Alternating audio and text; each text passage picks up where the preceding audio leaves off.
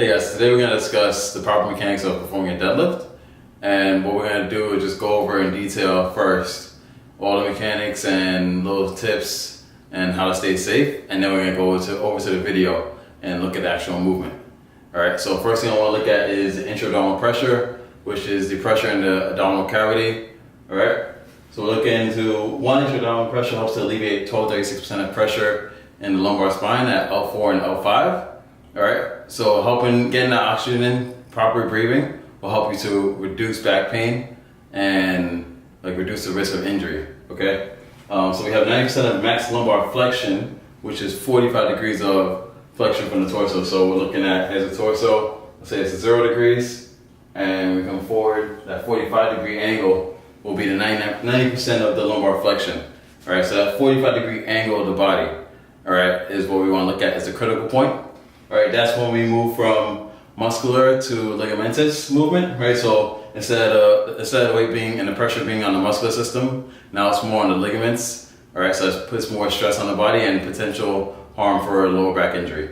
Alright, so we want to make sure we have mechanics down. You create that 45-degree angle with the torso, and then you go into your descent. And again, we'll look at that in the video.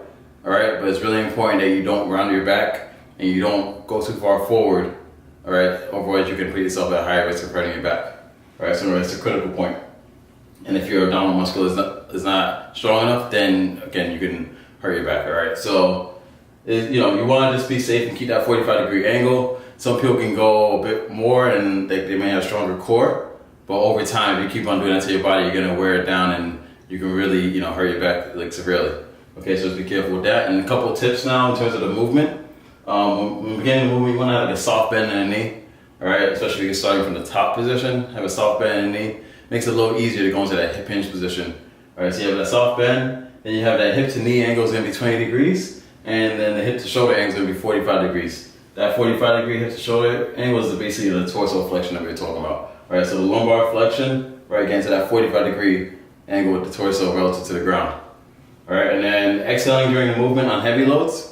That's really just talking about going from the bottom to the top is the movement, and then also going from the top to the bottom is the movement. When you go on heavy loads, we can say 1 to 5 reps. 6 and above, you won't really need to do this, but 1 to 5 reps is all heavy. We're looking at inhaling at the bottom, exhaling coming up, do pursed lips. So remember, you keep that intra-abdominal pressure at the bottom. You exhale through pursed lips to keep that charge, protect the lower back. And then when you get to the top, you inhale again at the top. Right, charge the abdominal cavity, right, and then exhale going down. So again, through the movement, again, just to protect your back. All right, and we'll go into more detail about that when we go into heavier lifts and breathing patterns and why it's important to exhale going down during a squat, and then when it's important to exhale coming up during a squat. All right, so that all pertains to the pressure and the weight and the intensity of the movement. All right, using a weight belt. Only use it if you know how to use it. Don't just wrap it around around your stomach and then you're ready to go. Know what you're doing. Know how to breathe properly. It's important that you learn how to do your deadlift without the belt first, and then after some time of experience, then you go ahead and start using a weight belt, because it could be useful when you're going into again those heavy lifts. Right, but you have to know how to create pressure in your own abdominal cavity before you go and put it into the belt. All right, and then remember, just using you're in a unit, which is basically you doing it without the belt, helps you create that hoop tension. All right, so it helps you create that pressure yourself, and then it could be a little safer if you know how to use the belt properly. And then remember, the belt will provide some stability and immobility if you don't know what you're doing. So just make sure you know what you're doing properly. Make sure you know what you're doing on your own without the belt, and then go into using the belt. But that's a video for another day. We'll go into more details on how to use a weight belt properly another time. But for now, just focus on creating that pressure. Have your inner unit strong, so your TVA, multifidus, internal obliques, right? Just watch the videos I've done before on inner unit versus outer unit, and you know which muscles you want to target. All right, and then watch the rest of this video, and you'll know how to perform proper deadlift. All right. So, all right, we've gone over everything I want to discuss. So now we're going to go into the actual video, and you'll see the proper mechanics when actually moving the bar. Alright, so now we're going to go over the actual deadlift.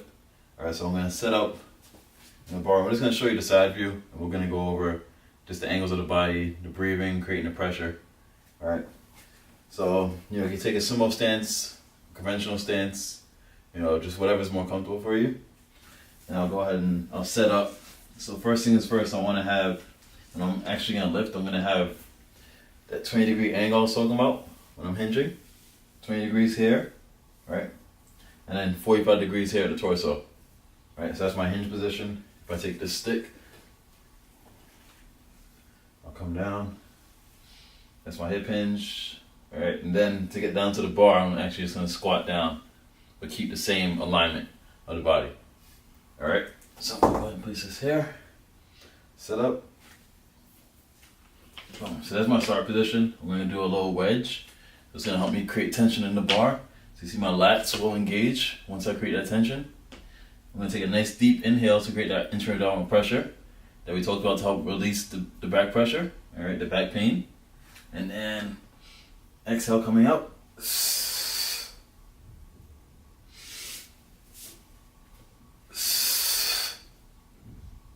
Inhale. You can inhale prior to the descent. You can inhale now. Get it into the stomach.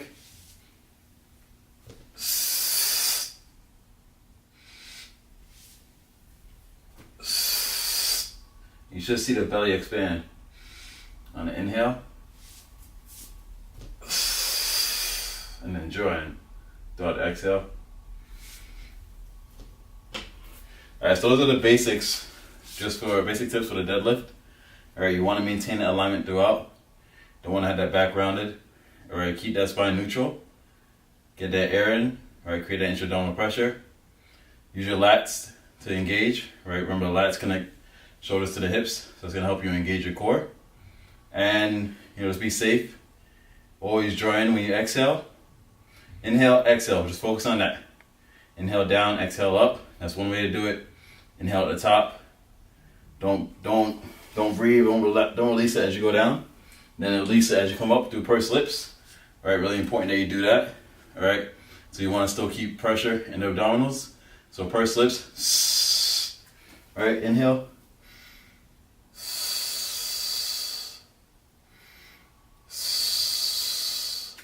Okay, so you really want to take your time with that.